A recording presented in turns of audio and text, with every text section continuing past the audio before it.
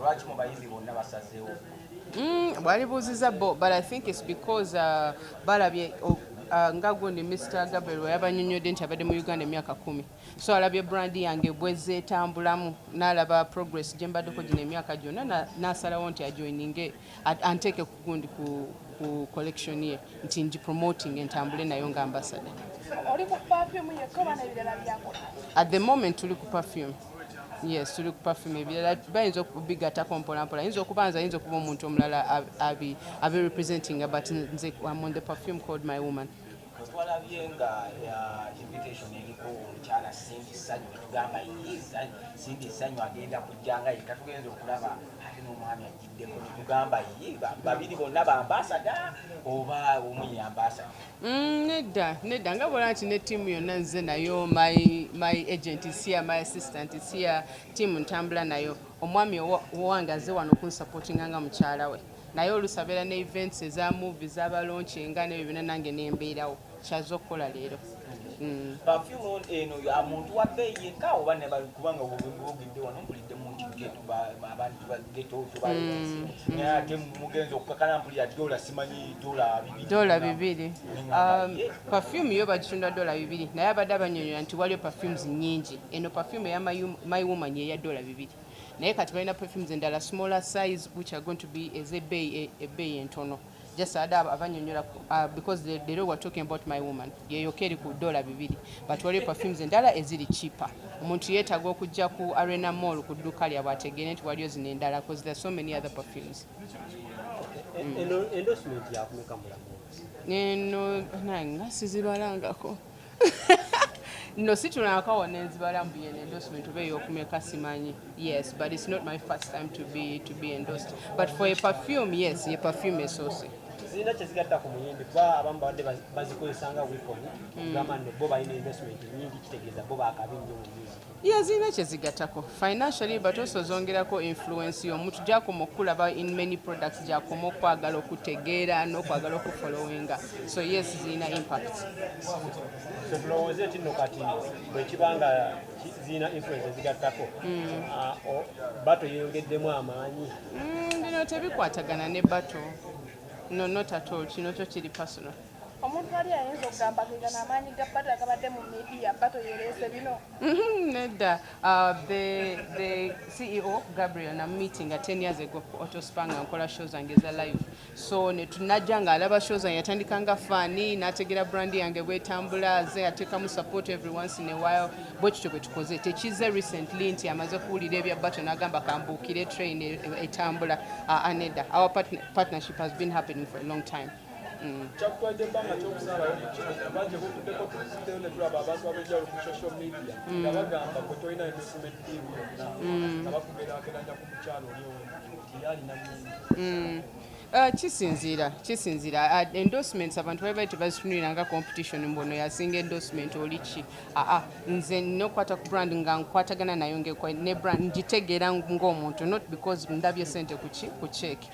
Nina okuba nga ngisiimye ng'omuntu. Kyovala endorsement ezisinga zimpitako zibamu esente nga sizisiimye nga ndabire ddala obudde bwange it's not worth the money. Most of your contracts ndabye so far. Kati eno nagitunulidde nga product njagala ne sente nenzisiima ate nga kyekintu kyensobola okutambuza ne brand yange bweri kwe kugikkiriza. Tulabye sente ezibaddeko nga sente empitirivu naye abasinga ne twekanga naye kitero twewunyisa ebiseera ebisinga babisaawo omuyimbi bamuwadde sente bwezityo oluvannyuma lw'ebbanga ne muvayo ne mugamba abasajja banzi babantu esadde kituufu sente zino bazikuwadde obukadde bisatu.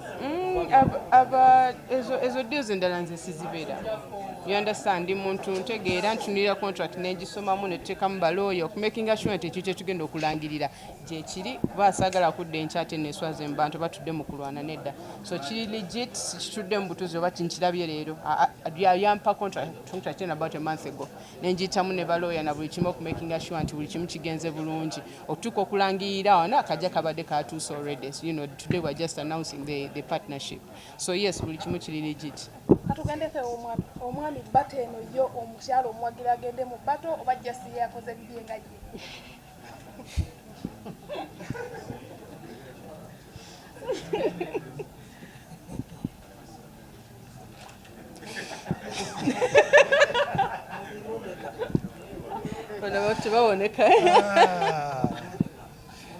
kati oba ntandikewa teri kintu mukyala wange kyakola kyesimanyiiko era buli kimu kyakola nkimanyiiko era buli step gyatwala am behind her. Oyinza okuba oli awo nze yatankula bato agambye oyinza okubanga negative energy ejja ku social media ngegende wa mukyala gwenga gw'omwami kikuyisa kitya? Nze sikiinaako buzibu kubanga mukyala wange mumanyi mwabaleeta negative energy just budimonzi bwamwe bubatawaanya nemwaga busiiga abalala so nze mukyala wange mumanyi byasobola okukola mbimanyi byatasobola mbimanyi so negative energy abaleeta negative energy ku social media bo benyini bali negative energy ebibatabula bingi kati baagala kubimala ku muntu mulala so and I support her if anything affects her bwekiba kimulumye nnyo I support her.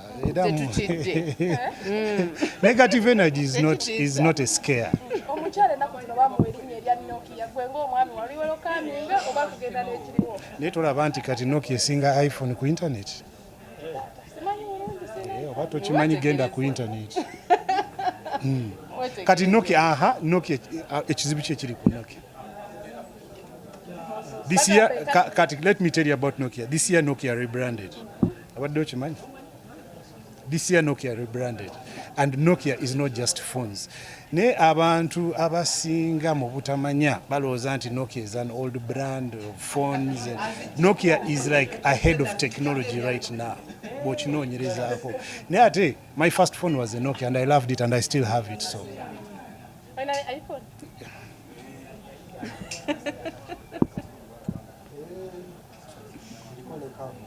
Ne iPhone nyingi ndizina akasuula ne Nokia yange ekyali. naye mukitegedde ndowooza kiki ekira kyemwagala nedda kayiseewo mukaleke kagende ekyaki